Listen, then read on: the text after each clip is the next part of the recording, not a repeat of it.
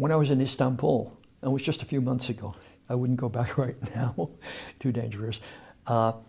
They said to me, we need you to talk about something relevant to our community, and it'd be very worthwhile if you could show us how the concept of happiness has its roots in Torah, and how being an observant Jew could give people that one quality that everybody supposedly is searching for. How does happiness relate to Yahadut? And so I did a couple of lectures on that, but you asked for one idea. I will tell you one idea.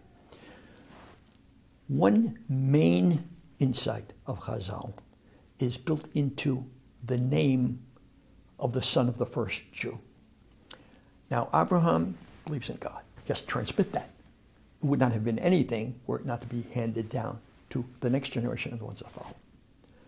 Now, he has one called Yishmael, and that becomes the Arab world. It's very interesting that the Torah describes Yishmael and says he was mitzachek. That comes from the root of laughter, joy. It was mitzachek. And then he has the son who was our ancestor, and that's Yitzchak, also related to the root of tzchok. One is successful, the other is not. What's the difference? Mitzachek is in the present tense, and Yitzchak means he will laugh, will laugh.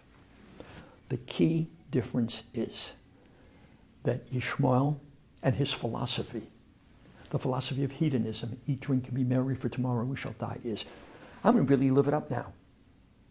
And you discover, lo and behold, that in seeking happiness, by seeking pleasure of the moment, gives you a pleasure of the moment that is very evanescent, that disappears before you turn around. And not only that, you find something that the body teaches us, and that is, I like a good steak, so I'm going to have another one.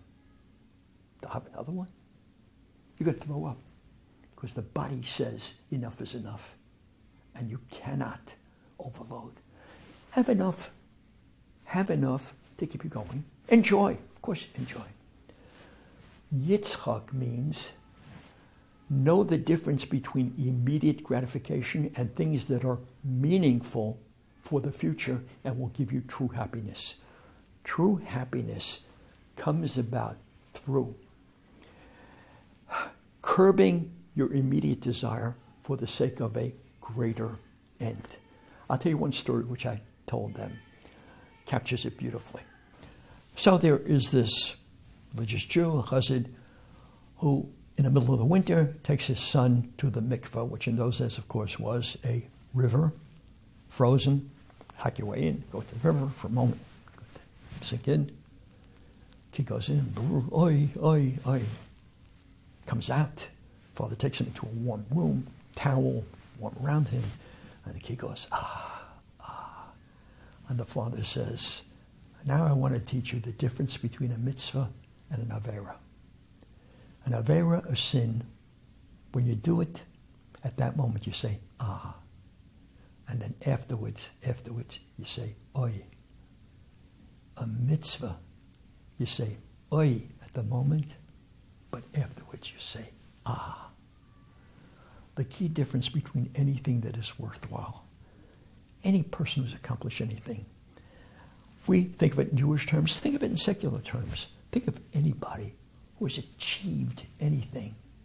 Think of struggle, challenge, difficulty, and all those times when he's saying, oi, but he knows it's with a goal, and therefore his life has meaning. A hedonistic life has no meaning, and therefore it's not happiness, because invariably, after everything that you do, which gives you immediate pleasure, you'll wonder, so what was it all about? In the words of Peggy Lee, is that all there is? And you're not satisfied. Only a Torah way of life can give you true happiness. That's why people don't understand that the Tochacha says the crux of suffering is tachat, because asher lo avadetem et Hashem Elokechem, because you did not serve the Lord your God besimcha, with joy. People think that to be religious means I have to give up on joy. God forbid. Just the opposite. You want real happiness?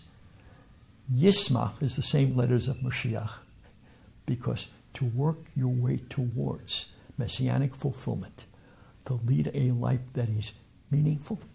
You know, on a tombstone, which I have seen many of because I'm a rabbi, it never says 700,000 of the best steaks, saw the greatest movies, did this, did that. No, it says was a great father, was a pious Jew, was a philanthropist, established this. What do you leave over? What are you going to accomplish? You're here on earth for a purpose.